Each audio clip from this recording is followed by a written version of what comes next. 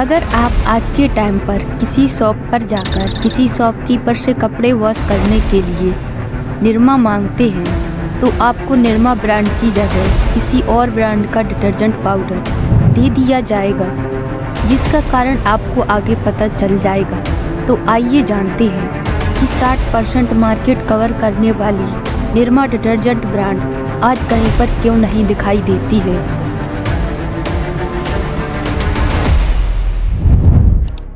1969 यह वह साल थी जब गुजरात के रहने वाले व्यक्ति करशन भाई पटेल ने निरमा डिटर्जेंट प्रोडक्ट बनाया था।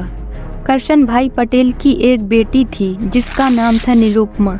करशन भाई पटेल उसे प्यार से निरमा पुकारते थे। करशन भाई पटेल चाहते थे कि उनकी बेटी बड़े होकर खूब नाम कमाए, लेकिन शायद किस्मत को ऐसा मंजूर नहीं था। अचानक कार एक्सीडेंट में निरुपमा की डेथ हो जाती है, जिसके कारण करशन भाई पटेल बिल्कुल टूट जाते हैं। लेकिन करशन भाई पटेल इस बात को अपनी कमजोरी नहीं बनने देते हैं। उन्होंने ठान लिया था कि वे अपनी बेटी का नाम पूरी दुनिया में अमर करके रहेंगे। करशन भाई पटेल सरकारी माइनिंग डिपार्टमेंट में काम करते थे। पूरा दिन ऑफिस में काम करने के बाद करशन भाई पटेल घर आने के बाद बैकयार्ड में डिटर्जेंट पाउडर बनाने का केमिकल फार्मूला खोजते थे। उस समय करशन भाई पटेल ने केमिस्ट्री में बीएससी की डिग्री हासिल की थी। दिन भर मेहनत करने के बाद उन्होंने शुद्ध देसी डिटर्जेंट पाउडर बनाने का फार्मूला खोज लिया। लेकिन उस टाइम पर एक ही कंपनी थी जिसका दबदबा पूरे मार्केट पर था, और वह कंपनी थी सर्फ एक्सेल। लेकिन सर्फ एक्सेल अमीरों का प्रोडक्ट था, क्योंकि सर्फ एक्सेल ने अपने प्रोडक्ट को एक प्रीमियम प्रोडक्ट के रूप में मार्केटिंग की थी। इस बात का फ़ायदा उठाते हुए करशन भाई पटेल ने अपनी बेटी के नाम पर निरमा प्रोडक्ट लॉन्च कर दिया। जहां सर्फ एक्सेल की एक पैकेट की कीमत 13 रुपये थी और वहीं निरमा की एक पैकेट की कीमत 3 रुपये होने के कारण गरीब लोग भी इसे अफोर्ड कर सकते थे। अब प्रोडक्ट भी तैयार था और करशन भाई पटेल भी तैयार थे। वे ऑफिस जाते समय साइकिल पर बहुत सारे पैकेट ले जाते और उन्हें रास्ते में ही बेच देते थे, और अगर प्रोडक्ट पसंद न आए तो मनी बैक की गारंटी भी देते थे। धीरे धीरे अब उनका धंधा चल पड़ा था, लेकिन नौकरी में रहते हुए वे धंधे को आगे नहीं बढ़ा सकते थे। इसीलिए उन्होंने नौकरी से इस्तीफा दे दिया और उनका बिजनेस आगे बढ़ने लगा। पहले उन्होंने अहमदाबाद कवर किया और फिर पूरे गुजरात को कवर कर लिया। लेकिन तभी एक प्रॉब्लम खड़ी हो गई। अगर जल्द ही कुछ समाधान नहीं निकाला जाता तो उनकी कंपनी बैंकरप्ट हो जाती। माल तो बिक रहा था, परंतु पैसे नहीं आ रहे थे, क्योंकि जब उनकी कंपनी का आदमी दुकानदारों से पैसे मांगने जाता तो दुकानदार कहते कि आपका माल ही खराब है। ऐसा कहकर उन्हें भगा देती।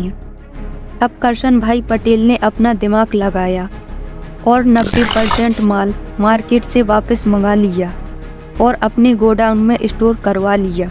और उन्होंने खूब सारे पैसे लगाकर एक एडवर्टाइजमेंट बनवाई।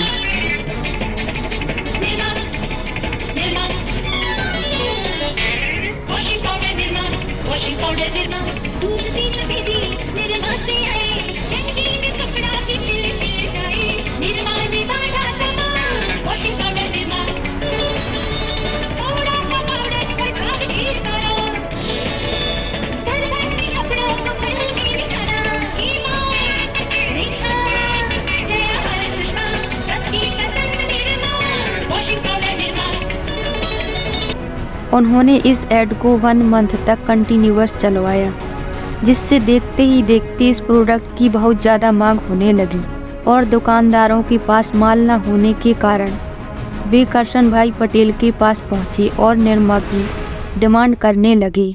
लेकिन करशन भाई पटेल ने भी एक शर्त रखी, पहले एडवांस पेमेंट करो और माल ले जाओ।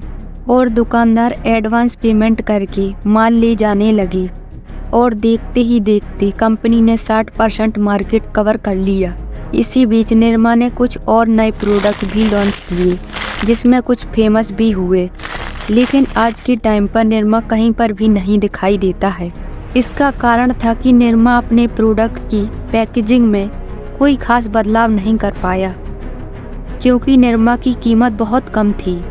जैसे जैसे समय बीतने लगा, लोग अपनी स्टेटस के दिखाने के चक्कर में महंगे प्रोडक्ट खरीदने लगे, जिससे 60% मार्केट कवर करने वाला निरमा ब्रांड 6% पर आ गिरा। जिस मार्केटिंग के चलते निरमा ने 60% मार्केट कवर किया था, वही ऋतिक रोशन जैसे मेल ब्रांड एम्बेसडर से ऐड करवाने की वजह से निरमा लॉस में जाने लगा, क्योंकि निरमा महिलाओं का प्रोडक्ट था।